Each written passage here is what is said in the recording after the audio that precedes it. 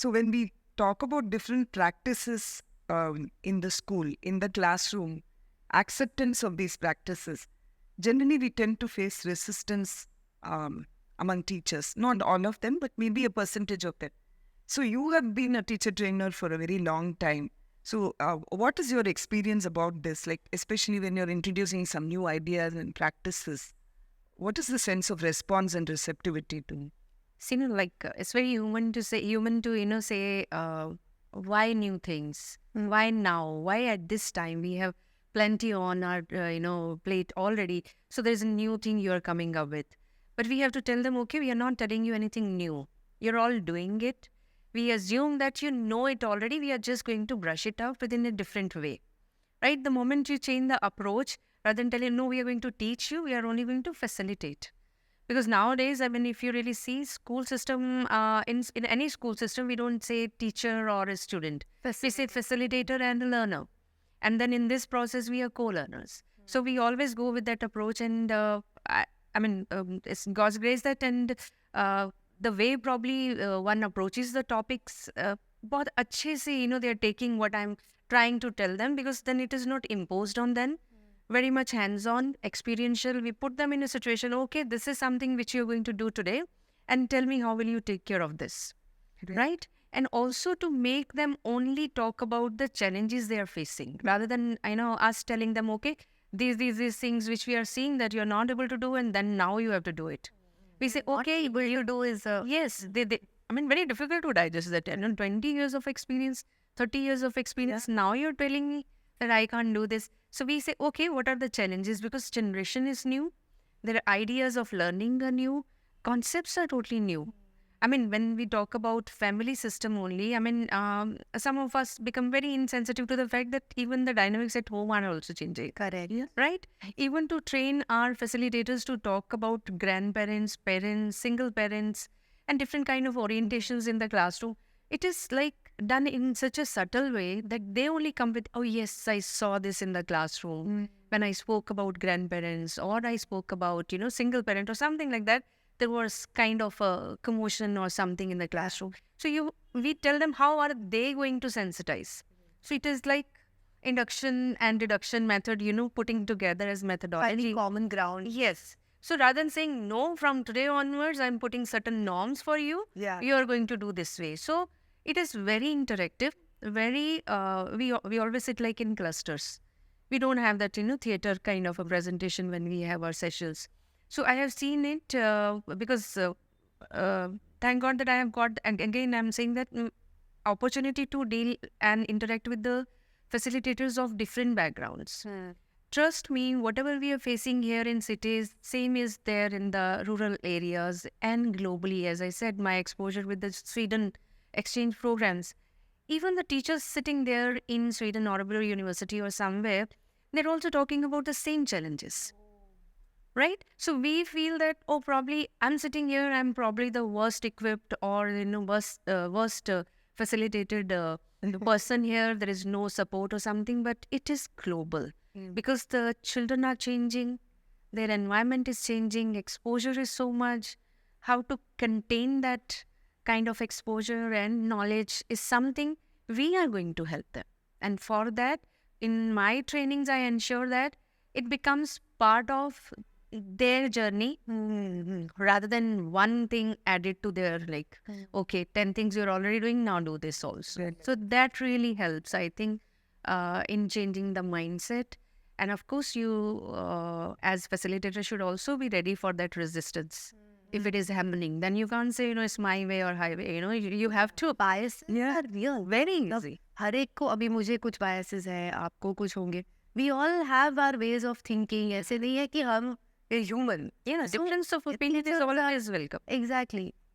But if I'm taking my bias into the classroom, then I'm sort of not being that open-minded towards my students also. तो ये bias को भी unlearn करना is a big challenge that I'm.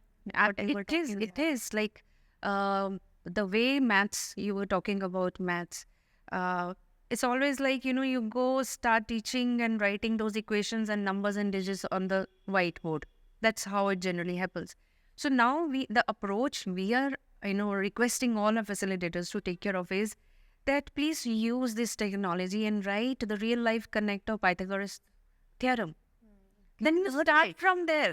You rather than make them see mathematics, make them see science and all formulas in real life, then only you will come back to, okay, let's try and solve this equation. Just Google what is the real life connect of Pythagoras theorem or any formula in your science, physics or chemistry, and then bring it back here. Make it a part of your life. Yes. As it is a part of your student's life. True. I mean, I remember recently I was asking one of the facilitators in that group where we were training, that, the simple ad which they watch on the TV day in and out, that nowadays the paints don't have those fumes and, that kind of thing which induces asthma or something. So then what is that chemical they have added or reduced from that this is happening? And how is it better? Yeah, The face is better. So if you are watching that ad unmindfully, then how can you expect your learner to go one step ahead? So you have to watch everything, the way it is. I mean, there is another ad, very beautiful ad, Hindustan Mile Hindustan Se, very simple, beautiful thing. But your entire geography is, covered in that. You just cover entire country. I mean, you want to talk about something, if you are not open to learn, if you are not able to experiment with your ways of learning and keep your eyes and ears open to bring those relevant examples in the classroom, then you are irrelevant at all. I just want to add one more thing here. We talk about uniforms and all. So once myself and my colleague was sitting and we realized these girls and boys now, they don't want to tuck in the shirt. Right? So they all want to go the way they want. I mean, and it's always a struggle. It's always a struggle. Every time everyone is saying, please tuck in the shirt, please tuck in this is not the way you do it and all, tie and all that. So with all due respect to all the uniforms which schools have, but our observation at that point is now these boys and girls are wearing their pants Low waist. very low waist. How this shirt going to be tucked in all the time? So can we just improvise something and do that? So learning happened while looking at those kids who were like asked, I don't know how many times to tuck the shirt in and said, no, let's change the way we are asking them to dress up.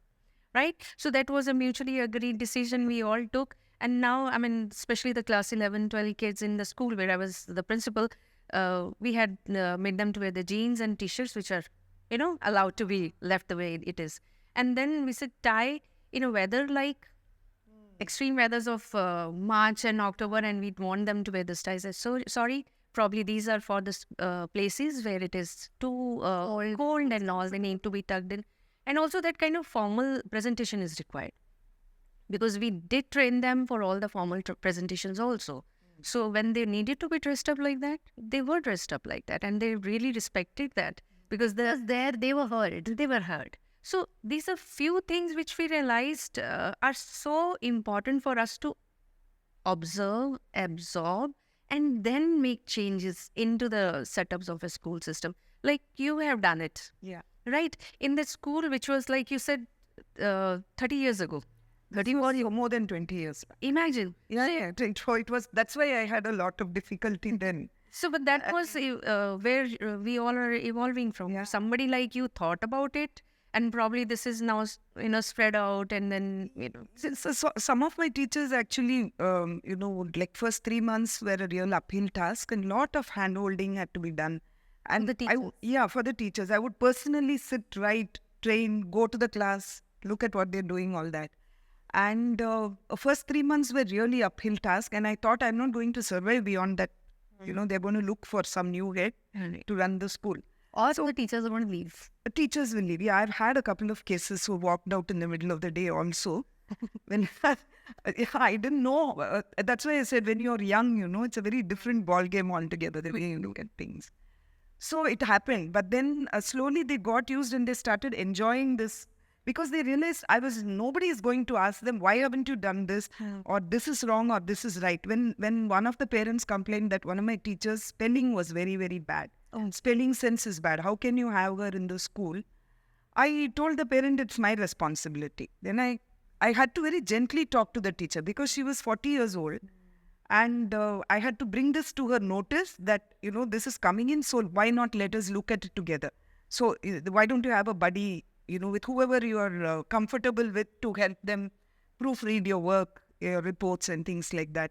So that got sorted out and all that. And today that school is an IB school.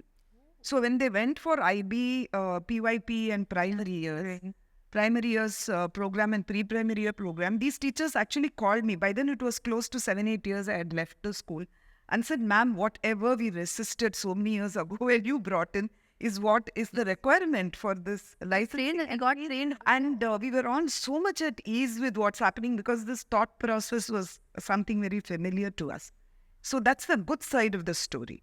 Now, the bad side of the story, like coming from where you were saying, that we need to bring in real life examples.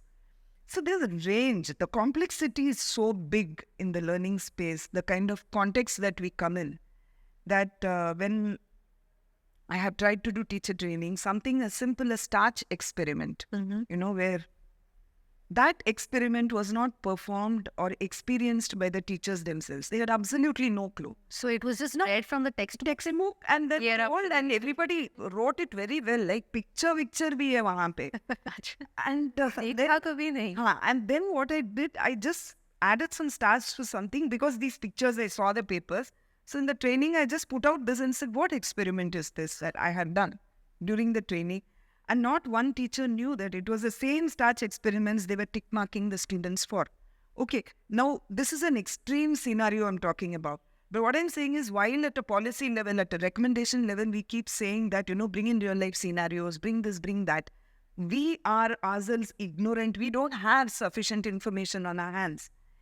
Even with AI, there are times when after getting some information, I have re-questioned and then, you should know. You should have the discretion of knowing whether what it throws up is. Because AI learns from what you tell. So we are the feeders. So why not? Yeah, in fact, in my experience, more than 60% of the time to rewrite everything or AI. Yeah. So this whole thing of, we are really, this space is so complex, so challenging. We have to be thankful that things are happening in spite of all these complexities. Yeah.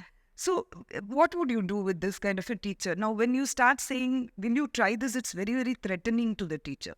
So then I said, okay, I'll find out some NGO which is having a mobile lab. And then I fixed a kind of a rota for this NGO and then said, come and do this, aligned it with the lessons, so much of back work. And then I find that this teacher has escaped from the classroom because the NGO people are now demonstrating the experiments, right?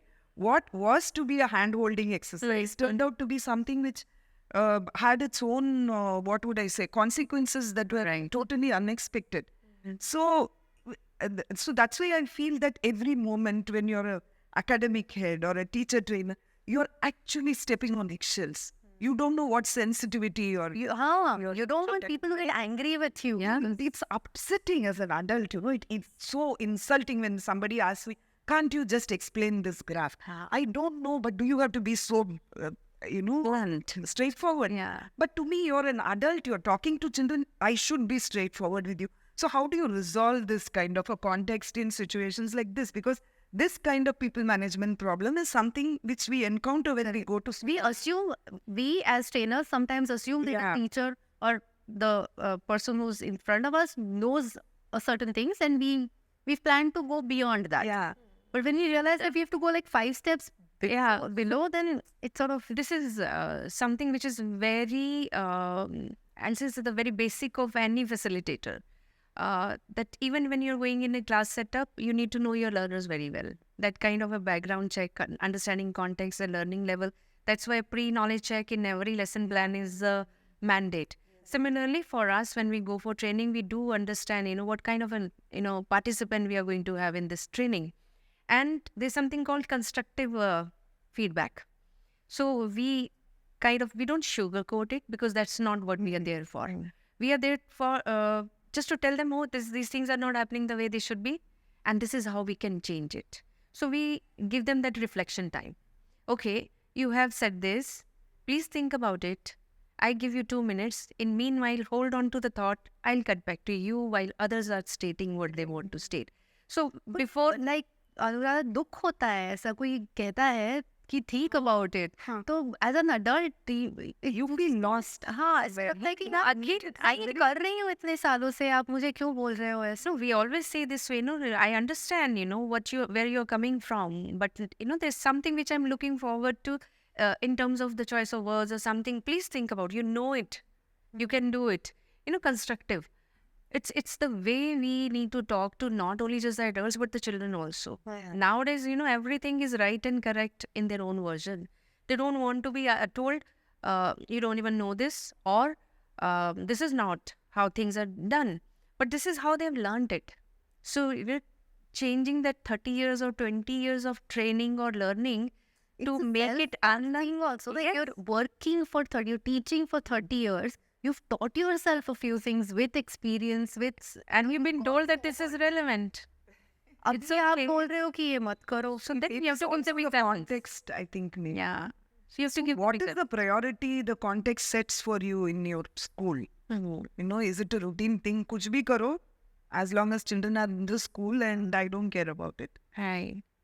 Versus so everywhere among 20 people, you do find 3 or 4 people who are motivated. But again, it's like every moment you're on the job when you're mentoring people with teachers. It's kind of a norm that we agree to disagree, but with respect. How do you say it's something which we need to accept, but please be nice to at least when we're saying, oh, outright. I mean, even if you're not using a word, but your body language says it all. So we actually teacher disposition, when I train the facilitators for that, trust me, 50% of them, they say we were never mindful of that. That even this is getting absorbed or observed by our teachers. So now we'll be more mindful. The simple thing, how they drag their feet and walk, how they drag the chair out and all, as it can be very rude. Some class is already in progress and you're talking about this. And that for them, that is also learning. Right? Oh, we never realized, sitting next to someone and I'm still yelling. Nowadays, so we say in a lighter way, why don't you use the phone only? Right? To each other. But at the same time, saying things in a right way is our duty. We can't just say, okay, it's okay because it will hurt them. Even to children, we need to tell them what is right and what is not right. It is something which when children see you through those kind of points and, we were just speaking your mind, but you are doing it respectfully. They know the moment you're not, they know what is expected to be told to them. And when you don't tell it to them, they know how to push the boundary. Right. They say it's okay with them. It's okay. Kids know how to push you. Yeah. They know where to take liberties. Something new coming up every day. Yeah. I mean, even to a fact, like, I'm sure in all your years of experience, even the language has changed. We had one of the TED Talks where we only spoke about the words, the Gen Z, I don't understand. So trust me, we had to go undergo a crash course just to understand what they're going to talk about in this TED Talk. Yeah. Because all these FOMOs and all, now we use it with all our, I have a book in which I write, what did he just say? Okay, what does that mean? Right. So we need to upgrade ourselves. You can Google and find out all these things. I remember, I think this was sometime in 90 or so. Okay, so emails had just come in the institute where I was a student and nobody else around us had. So we all used to think we are something great. And these seniors of ours from the US would write emails and then you look at it, it will say BTW. Okay. Oh. And now we are looking at it. Every now and then it says BTW. So with the contextually, you think that this is an irrelevant thing, but what is this acronym? What does it stand and what? Now slowly you ask one person and then you feel comfortable. Okay, this person also does it. And then someone else had come from this is, what is this BTW everybody writes? So we were... Nowadays, that's just the way of life. Yeah, the number... Yeah, now people won't even say, they will, whenever they're speaking also BTW, then they're like, say the whole thing. I understand it's too long to write, so you write BTW, but you can say by the way. I mean, recently in a workshop, teacher's workshop in a school, the English teacher was using acronyms like BTW, the percentage and acronyms and all that. SF and all that. I said this is WhatsApp language, and do you think this is appropriate to be used in the classroom? Yeah. she said, so what? Everybody understands. So now I went back, like I couldn't respond immediately to this. I said, please think about it. Because as a language teacher, is communication the only thing that everybody understands, or is there something more? Do you have a larger goal for your language classrooms? And because it was just a 2-3 day interaction, I could not stretch my boundaries beyond that. But it did leave that question open in my mind, that the way we look at what is the right kind of knowledge, is it appropriateness or is it correctness? Yeah, that's Right? the key actually. Is it appropriate? Because in science, we don't have this at all. Right? The science is factual. No? Yeah. What is there is what it is. You can question that, but that is what it is. But in a language classroom, how do you, one is to help the children understand the goal of being in a language classroom, and as a language teacher to understand that goal. But what is this? Who is talking about it? Who's really talking about it? So that it is more than a year now since I had this experience, but it has still stayed, and like it keeps worming through my head every now and then, because I don't have answers to something like this. And I think the way things are changing around us, the way information is available, the way the assessments are being done, for instance, that has to totally change today. Correct. With the kind of information that is accessible openly. Now, if you still continue to... You can't have fill in the blanks. Exactly. Because Nowadays, it's still relevant. It's become more critical, more analytical, and more possibly... Inferential. Yeah, inferential by nature, but we are still continuing to stay. So much of open space is there. That's why possibly children are finding classrooms irrelevant. yeah. There is so much of information that is present around us. You Google, there are so many avenues of information. I don't understand something, everything is available on YouTube and play. When there is so much information available, how do we assess children? And what do we actually assess is, I think, a large question for us we face as educators and people who work in the space of policy and assessments and things like that, because we have moved beyond the practices. Right. I do see a bit of a change that is slowly coming in, but it is not just changing that. Then therefore, how do the classroom process change? How do I equip myself as a teacher? This complexity is so enormous that we don't know really where to... So when we are talking about assessment and all in terms of knowledge gaining, this 360 degree of report card which we are talking about nowadays, that's why it involves parents also, peers also, and how you see. Could you elaborate a little on 360 degree of... Yeah, so it is like, it's not the facilitator who's only, observing you and assessing you on your skills on mathematics, science or whatever, but it's also your parent who's going to give you feedback on how have you excelled or improved, or even if this is iota of a difference, he or she how takes it forward. And then there is a peer that my friend has seen and shown this was also ours also. And then there is a self-assessment, right? Where and how do you feel? And there's a nice cards which is holistic program. But it comes from the right space. When you look, for instance, the peer assessment, they are not assessing you for learning. Yeah. They are assessing you for collaborative skills, Overall attitudes. your openness. overall development. Yeah, Person. Whereas your parent is looking at a different set of things, but from the lens of learning, and your teacher is looking at your classroom, and you are looking at yourself. Yeah. So it's actually an elephantine task. It is, but some of the schools are using it. But from an implementation, because if you want to sow a fantastic crop, you have to set the ground right for it. So without that, If I was in school and if someone gave me a report card saying, listen, you have to write about yourself, your own assessment, I would never be able to do it. In my school, my parents were asked to write. Right. And my mother always forever wrote this one sentence, my daughter's very lazy. Okay. So, but and a bunch of other things also.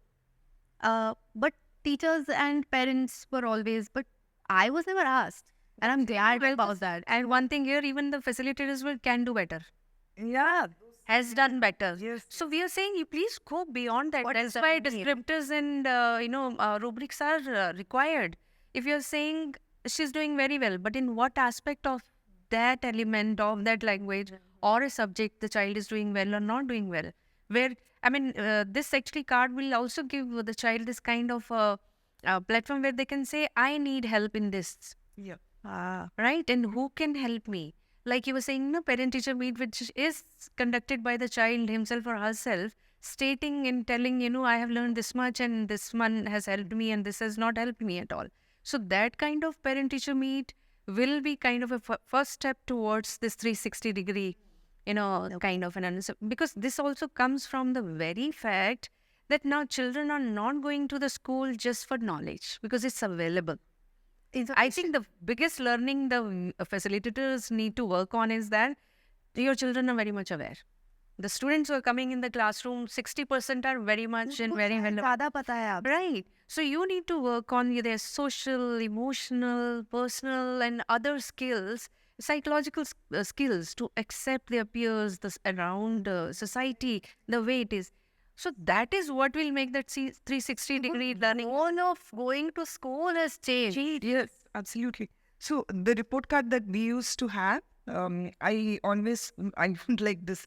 This was also another uphill task for me to say, let's throw all report card formats. What the report card will show, along with the portfolio of the child, which is the work portfolio, Yeah. will be a descriptive report card where we write the story of what has happened. Anecdotal record. Then it becomes too long briefly, but the anecdotes are present with us through the portfolio and the child is also there. So one of the things we started doing with the older children was to ask them to write their own report card also and see how they... You were doing this 20 years ago. Yeah, it was there in many schools. And I would say that this came thoughts, this practices I could do because my mentor was from Krishnamurti Foundation and my principal was also from there. So we had a lot of these very, it's a very wrong term to use, but for lack of any other term to use, progressive thinking. Yeah. We have to remain progressive and whatever we do is Look ahead. appropriate. Futuristic and progressive. And sometimes just take that leap of faith. Yeah. I think this is right. I know this is right. And we have to...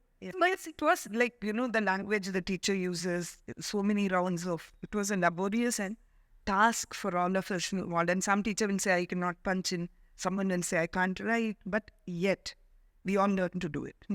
We all learn to do it after some time because it was a joyful exercise. Correct. And when you read the report, it's actually showing you the story of learning of every child. And every report is different from the other.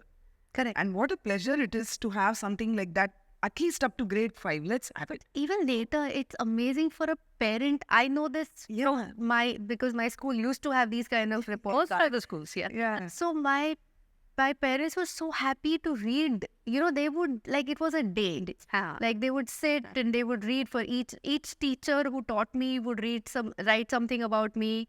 And they would, then they would have a conversation with me about it. What do you think she means by this? And it was amazing. I mean, the parent-teacher meetings, it's such a pleasure for even the parents, not just the teachers, because it's a very personal give and take. Soul, actually. Yeah. The whole soul of the classroom and then learning is true. और ये हर teacher actually करते हैं ना, मतलब teachers That's where we need to start from. You just do it in a structured way. That's all we are telling them. तो ये just like a blanket statement, teachers should be lifelong learners. So I mean, I think that in my experience also, that we throw such statements, a lot of such statements towards teachers. Just teachers, You have to are lifelong learners. everyone is a lifelong learner. So this is something which is, if you see the current, praises vocabulary in vogue, this 21st century skills and lifelong learning, I keep questioning, how is this any different from what common sense asks you to do? Why do you pull it out from there and put it out of context? For your Make it a course. profession. Now it will become a course. Some 10 people will offer a course on lifelong learning. Critical thinking, inquiry based, all of this is something that we do as living, like, I as just humans. want to add something here. Unlike other professions, like being a doctor or an engineer, they say it with all their pride. We are in this passionate profession and all. Teaching is always a noble, job. Kuch nahi kar paye to teaching kar lo.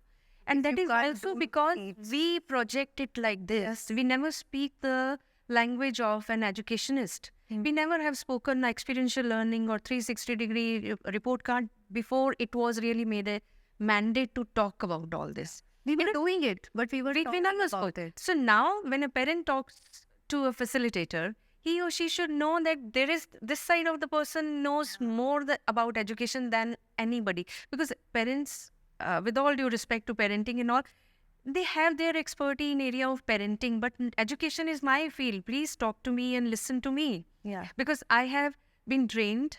I am reading about education and trends in the nowadays. What policies are changing, I know more about, and I understand You more with a about. doctor with the diagnosis. We don't say that. Oh no, You you're won't tell a plumber कि नहीं मुझे लगता है आपने ये Yeah. करना चाहिए इसको उसका काम करने And दो. in fact, all of us are dealing with humans only. Do you think a bridge made by an engineer is not going to impact the humans or doctors? And similarly, why can't we all be put at same pedestal? And that is where the teachers need to be learning to talk Yeah. about their profession. Use the language Yeah. that is respected. You know, I'm really sorry to quote some of my friends, very close friends, when we ask them, why did you pick up to be because उस time पे my baby was very small. I didn't know you wanted to do that. That's why you're there. Till the time you don't say it, you learn to say things the way you feel confident about. The conviction, the grit, the gumption should come in your body language to say, I'm an educationist. I know what I'm doing. Can't be taken for granted because if I am told that the future depends on me, please then give me that kind of freedom Doctors, to. plumbers, engineers, Yes, nobody questions. No one questions. they were taught by teachers only. No? Like, without teachers, they would not be who they are. But that has to come from us, the educators. That respect we need to We need to demand that. demand and also be worthy of that. Yes, that's, I think. So when we used to have these interviews for teacher selection, I would say about 60% of the people who come will say I was a software. Sorry, this is not to I know, Dimiel Danning, yeah. software industry or anything. It's I was a completely software engineer, worked in a corporate. I had a nervous breakdown, so I took 2 years break. Now I decided I have to come and teach. That used to be a standard response. The other one was this thing, I'm sitting at home, I have a lot of time in my hand. So I used to tell my director, all these CVs, however good they are, please keep them aside. Attitude training is the first thing we have to do with these people, and I'm not willing to invest this kind of time on such people, however good they are. You can't come and tell me I had a nervous breakdown. What is this? I'm running a school. I had a nervous breakdown. That's why I realized at that time that this is the most healing experience. This could give me a healing because this is something nice. Why you can't come and tell I don't know, but I read it somewhere 2-3 years ago that after IT, if there is any stressed or a stressful environment, is the school system where the facilitators or the leaders become stressed because every moment there is a question, interference, demand. So stress is there. You are going to have your meltdowns, but how you manage all this? What we are learning day by day, and with the help of our learners. to teach because you had a mental breakdown. I don't think. Sorry, it's here you probably will have next year. Yeah, I think other thing is ever since I would say for good, bad, or whatever reasons, schools and education got a kind of corporate culture that started setting in. It has become a customer relationship. So the management would say, no, you cannot talk. The parents have to be pleased with the school. I won't get numbers. Parent is always right. And I used to have parents coming and almost holding the teacher by the collar and asking, grade 10 exams are in March. This is September. Why haven't you completed? Ooh, kind of thing. Almost the teacher has to say, no, please. I know when I have to finish. I'm on track kind of thing. And after a point of time in the PTM, I remember one PTM, I said, guys, let's do one thing. Each of us, instead of taking your summer vacation, give me 3 weeks. Please come and give a break to my teacher. Come sit in the classroom. Let's get empathetic. Maybe we are missing something which you are able to see sitting there as a parent. Maybe you're missing something we are doing because you don't know what's happening in the classroom. But please, I don't want volunteer parents who will sit, behind the classroom, observe and have 100 more things to say. Soak your hands. Yeah. Come, Don't do it suggestions. Do it yourself. Do it. Nobody will make such grave errors which is going to turn the way. We all know what we are doing and we are there to support each other. take 2 weeks off, come and spend time in a classroom, whichever grade you want to spend with. But please come and do this with us. And after that, things started quietening a bit because we said, no, we are going to make this, like at least we need to have 20% of the parents coming to school at 1 and 3. It did work initially. I don't know what happened after that. But I think this whole customer equation kind of thing is sometimes also a bit stressful for this. Because it's not customer. Yeah, I've been to not. schools which have a receptionist and she calls. I was like, how? Why does a school need a receptionist? Yeah, but then I must tell you, I mean, I just beg to differ a bit here. Right. Because, of course, they are not the customers, but they are the stakeholders. Right? They have stakes. The child is in the school. So what, as a facilitator, I need to do when I'm talking to parent, I should talk based on facts. I should have my data ready to when I'm talking about somebody's child. Right? I need to be sensitive. Because nowadays, there are so many things which are happening psychologically, mentally, especially after COVID. We don't know what the child has had at home. So when you are coming, oh, you had those 2 years of, fun time and now you're finding it difficult to sit in the class. Yes, I will have a difficulty sitting in class because most of adults are finding it difficult to go to offices. They want work from home. Why can't a child ask for it? So we need to learn how to handle the queries of the parents and the curiosities and anxieties of the children. Because they have seen now their parents, especially after those 2 years, they have seen their parents from a very close quarter working at the same space and fighting and difference of opinion, which they had never seen. Now, if they are exposed to that corporate culture, so-called corporate culture, and if it is seeping it in the education system, it is also part of gradual change and learning for the facilitators. Correct. I definitely agree with where you're coming from. And it's nice that you brought up this dimension of the parent being the stakeholder. In terms of being a participant, Right. in terms of, there is one way to query and another way to constantly interfere. Nagging, yeah. Nagging is not the word. Not Sometimes it gets very difficult because every day you're seeing two people coming and complaining about one. And then, the teacher's also helpless. So I think somewhere it's still a learning. Yeah. It's not like there will be a solution. You learn something else is popping up. So we are We don't know what's waiting for us. Exactly. Yeah. So when we say teachers should be lifelong learners, it's not like learn the content, learn the stuff that you're going to teach, but you have to learn to conduct yourself also differently. You have to adapt to the world, how it has changed. All of us have to, not just teachers. Yeah. But there are these action items that also need to be defined, like how we did right now. I feel like even in NEP, there's a lot that is given in very vague definition, right? So a teacher has to bring equity inside a classroom. Yeah. What does that mean? I know what equity means. I know my classroom. I know I'm probably doing it already, but then there have to be action items. Like, how do I do that exactly? Right. So similarly, I think teachers are lifelong learners. Is a True. blanket I did statement. activity just day before. We were talking about equality and equity. So I was trying my level best to, all adults and 10 years plus of experience and all. Somehow this word difference they were not able to make. So, okay, fair enough. There's a whiteboard like this at the length. So the tall ones are standing and unable to see picture through this that is and always there. So then I said, now are you able to see what I'm talking about? You have given the opportunity, but you have not given the opportunity of learning. Right? It's not appropriate way to tell the child learn this language. If I have not spoken a language, let's say Hindi or Marathi or Gujarati, whatever, and you're telling me this essay has to be written only in that language. Am I sensitive to what your background, the Or context if is? you have a child, a Hindi-speaking child and a Marathi-speaking child in front of you, and give all of your instructions in Hindi, you can't expect both of them to perform True. exactly, because the Marathi-speaking child might have probably not understood a few instructions. It's really nice. I mean, as I said, I'm an army wife and we've been to all the different states, and I had learned Telugu, at least the instructional and conversational part of it, because when they're talking to me, I should be able to at least give that nod and say, yes, I know what you're saying.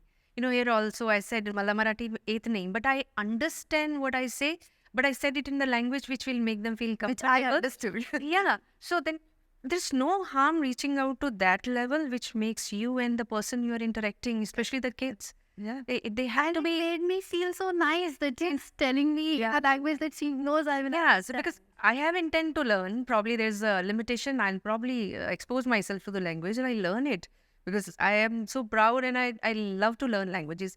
And while I'm doing it, I also need to learn the context because certain rituals which were part of their growing up in when we were in Andhra. So first time I said, no, you cannot take a leave on this because this is something. So then the teacher who was very, senior to me then said, hold on, Namrata.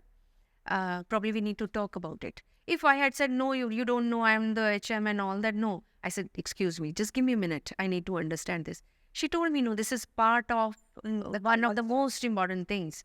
But you can always tell them how many days and how much they can really take. So that is also learning. If I'm close to that part of conversation, I'm not growing as a person. Empathy, Yeah, compassion. it is very important. When I give references, it has to be. Now I'm sitting in Pune and Maharashtra. I need to give references of this state, this place. Correct. I can then can't talk about Leh and Ladakh where I had a different kind of a culture and exposure there. So this learning is very important, and I would like to just from my side, I want to conclude in a way that this statement that teacher is a lifelong learning can be taken in two ways. While I'm talking about this, I'm thinking about this, that one is a simple statement that you are nothing but a learner, right? Another thing is your accountability as a learner, right? You're dealing with the learners, so you have to be a co-learner. You have no way to say that I've arrived. It cannot be. So you are a work in progress and you will have to work on it. Sitting here, I mean, I've learned so much from you. I mean, where you started from and the ideas which we are talking about so very comfortably now, probably you struggled even to speak about that. Right? It was, but then the conviction slowly comes and you have to cross that. Open-mindedness, no, yeah, so what? There's a hurdle. You're learning constantly. And especially getting all the ideas from a young facilitator, Yeah. it adds to our conviction, we are doing something right, that we are able to speak the language which she is used to. So that is where we are at par. Generation difference. Yeah, so see that, it's beautiful. I'd like to be in your group. You will be. The passion you have, you will definitely be. Thank you so much. I mean, this has been an amazing talk, amazing discussion. And I think off camera also we'll continue with those discussions. And I hope we can do like a part 2 of this if the audience like Would it. love to. Thank you so much. So much to learn from all of you. God Thank bless you, you. everyone. Thank you. Thank you so much.